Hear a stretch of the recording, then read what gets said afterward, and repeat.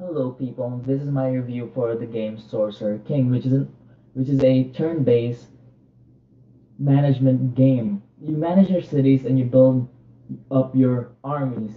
The game is really cool and it's really fun. I'll give you the what's good about the game and what's bad about the game. I won't give it a score like 7 out of 10, 8 out of 10, 9 out of 10 because that would be arbitrary and it would tell you that it is that number when really it isn't. It depends on who you are. So I'll just tell you what I think is cool and amazing about the game. What's amazing about the game is the turn-based, because there's a overview of the whole map, and then there's the tactical one where you go and fight, where it becomes really cool and becomes a turn-based tactical RPG game, and it's really fun that way. And the only thing that I know so far that actually does that I know of is game is not it's not a game that is super popular, but there is another game that does that too, and that type of fighting, I love that type of fighting when it comes to a civilization game.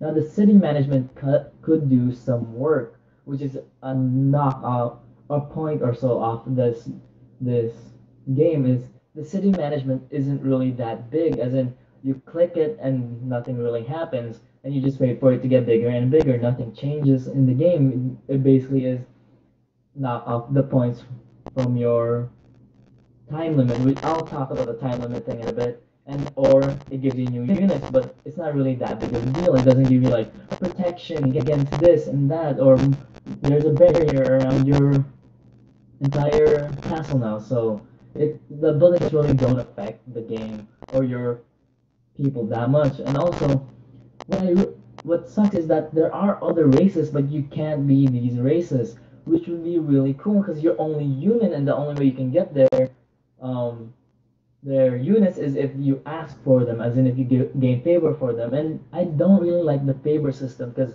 there is a favor limit, which is 5 or 6, and once you get over that, they're your friends forever, and they can't hate you anymore. Which is, I'm pretty sure that's not how diplomacy really works. So that's the bad thing about the game.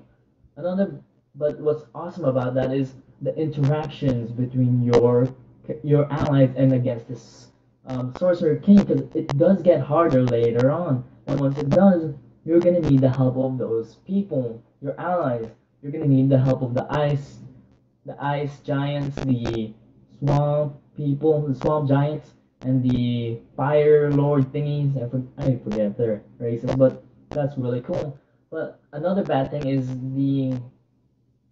the management, the customization of your character. Your character doesn't feel that special. It's either a ranged or a melee character, and that's it. That's the only difference between your character and others.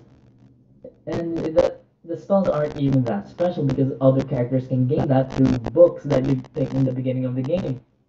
But I do like the book system, but it is a good system for you to limit what you're able to do, so they give you what you can and what you can get, which I like because it makes it harder for you to be able to be doing. What else do I think is good and bad about the game?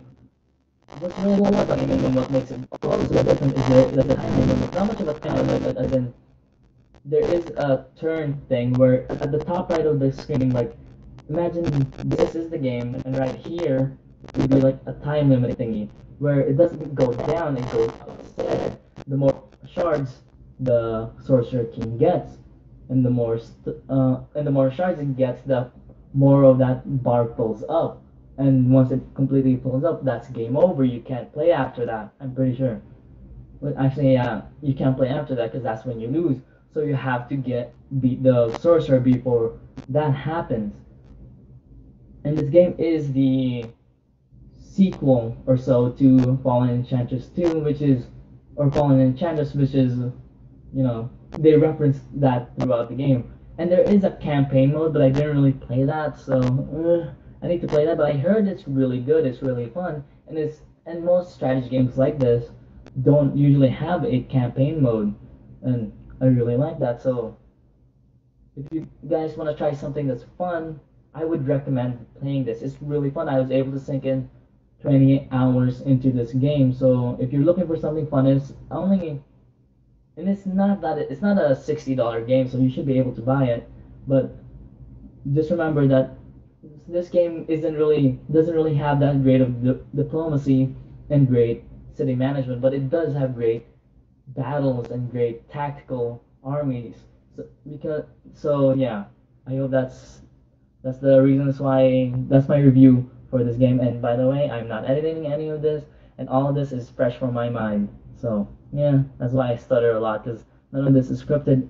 Everything is fresh from my mind. No editing or anything like that.